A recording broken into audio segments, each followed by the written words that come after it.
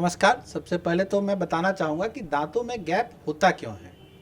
दांतों में गैप का कई सारा कारण है। एक तो क्या होता है कि नेचुरली ही हमारे टूथ में गैप होता है।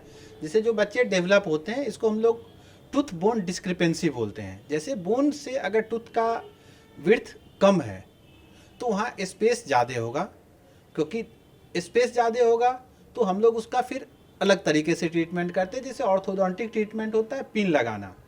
पिन लगाने में भी आजकल कई तरह का ट्रीटमेंट अवेलेबल है। जैसे पहले तो हम लोग एक रिमूवेबल पिन लगाते थे। रिमूवेबल के अलावा कैसे है कि अब फिक्स ऑर्थोडोंटिक ट्रीटमेंट है जो हमारे क्लिनिक में अवेलेबल है।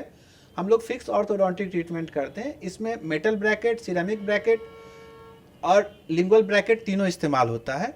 और अब एक नया चीज़ आया है जिसको हम लोग बोलते हैं एलाइनर। एलाइनर में कोई तरह का ब्रैकेट लगाने की ज़रूरत नहीं होती है। उसमें कई सारा प्रोग्राम्ड एक इंस्ट्रूमेंट आता है, मटेरियल आता है जो पेशेंट को सिर्फ दांतों में लगाना होता है और उससे उनको टूथ का पोजीशन चेंज होता है और वो गैप खत्म होता है। तो एक तो मैंने कहा कि ऑर्थोडोंटिक प्रॉब्लम, इसके अलावा जैसे स्पेसिंग हो गया। इसके अलावा क्या होता है, एक हम लोग बोलते हैं मिड लाइन डायस्टेमा। आप देखते हुए काफ़ी पेशेंट में आगे के दो दांतों में गैप होता है।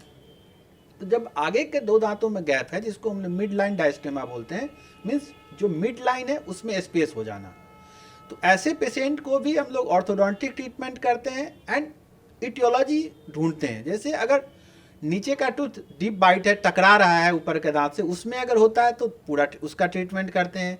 कई सारे केस में हाई फ्रेनल अटैचमेंट बोलते हैं, जैसे अपना लिप जो है वो एक फ्रेनम से अटैच रहता है। तो फ्रेनम अगर हाई रहता है तो लिप पुल के कारण भी स्पेस क्रिएट हो जाता है। तो उसको हम लोग पेरियोडोंटल सर्जरी से लिप पुल हटाते हैं एंड तब उसको क्लोज करते हैं।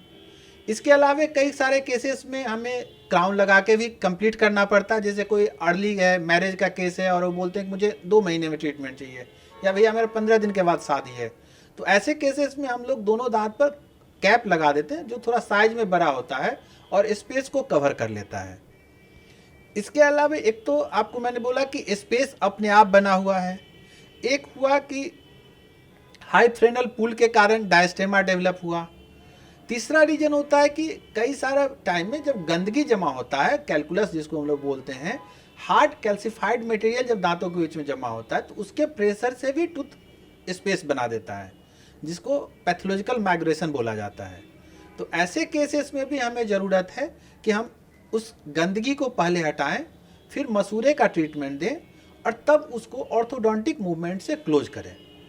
तो इस तरह से कई सारा कारण होता है और उस कारण को रिमूव करने के लिए कई सारे हम लोग ट्रीटमेंट ऑप्शंस पेशेंट को देते हैं और उससे पेशेंट कम्प्लीटली ठीक हो जाता है। जी डॉक्टर साहब, अभी आपने बताया कि दांतों के बीच में गंदगी जमने की वजह से भी ये गैप्स आते हैं। तो ये गंदगी जो आ रही है दांतों के बीच में, जो इस तरीके से दांतों के बीच में गैप्स ला रही है, उसके पीछे क्या कुछ कारण है? देखिए, कुछ लोगों का सलाइवा थिक होता है, लार थिक होता है। कुछ लोग सुबह शाम ब्रश नहीं करते हैं और कभी कभी जब थोड़ा जमा होता है ना तो लोग और डर के उससे ब्रश करना बंद कर देते हैं, कोई दातुन से, कोई उंगली से साफ करना शुरू कर देते हैं। तो जब एक बार हार्ड कैल्सिफिकेशन हो गया है तो उसको मैकेनिकली कोई भी स्पेशलिस्ट डॉक्टर उसको रिमूव करके जिंजाइवा का ट्रीटमेंट देगा, तभी वो आपका ठीक होगा। अदरवाइज आप उससे डरते जाएंगे, वो आप पर बढ़ते जाएगा।